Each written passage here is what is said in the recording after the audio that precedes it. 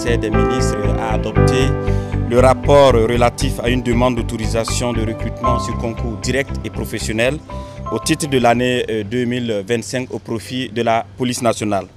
Alors, au titre de l'année 2025, mon département recrutera au niveau des concours professionnels commissaire de police 20, officier de police 60, au niveau des concours directs, commissaire de police 10 avec des qualifications spécifiques, officier de police 10 avec des qualifications spécifiques, sous-officier de police 2000 dont 50 de sexe féminin.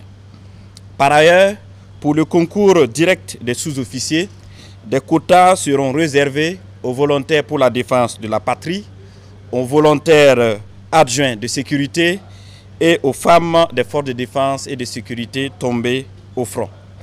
Pour ces quotas et les qualifications spécifiques des concours directs, seront mentionnés les différents critères au niveau de l'arrêté d'ouverture du dit concours.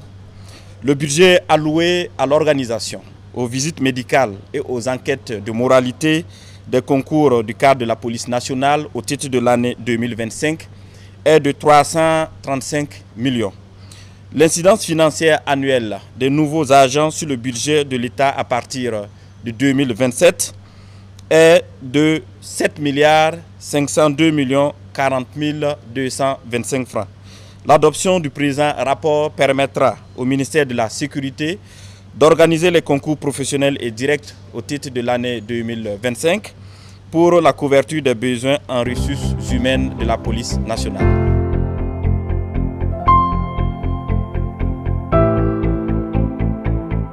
Le Conseil des ministres de ce jour a adopté un important décret relatif donc à la déclaration d'utilité publique urgente, le projet de construction d'une unité de formation et de recherche en sciences et techniques et une cité universitaire du centre universitaire de Dori. Alors il faut rappeler que le Burkina Faso, de concert avec des partenaires, a obtenu un financement pour la construction d'une UFR-ST et d'une cité universitaire au centre universitaire de Dori. Et ce financement a été obtenu depuis 2020. Un site avait été effectivement identifié d'une superficie d'environ 100 hectares, mais force est de constater que depuis et jusqu'à ce jour, les travaux n'ont pas pu commencer du fait de l'indisponibilité de ce site.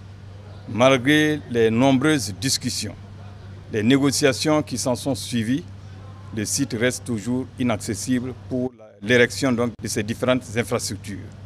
Donc le Conseil a jugé utile aujourd'hui de prendre cette importante décision pour permettre d'ériger ces infrastructures au profit des étudiants et de toute la communauté universitaire de Dori.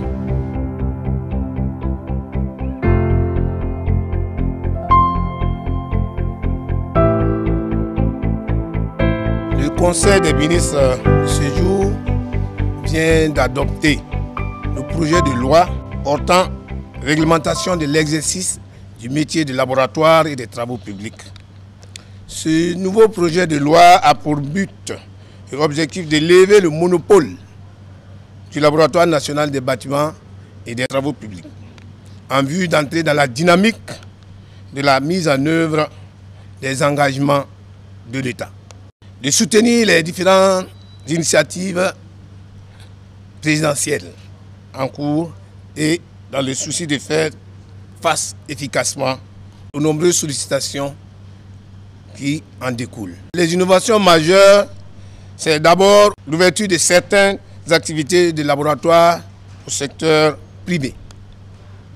Ensuite, l'institution de l'agrément technique pour la réalisation des travaux, des activités de laboratoire. Et enfin, la création d'un organe de régulation des activités des laboratoires du secteur du bâtiment et des travaux publics. On va tenir compte effectivement de la qualité des travaux et de la qualité aussi des résultats. C'est pourquoi ces organes de régulation, on va réfléchir avec d'autres secteurs ministériels qui ont besoin aussi de l'intervention du laboratoire.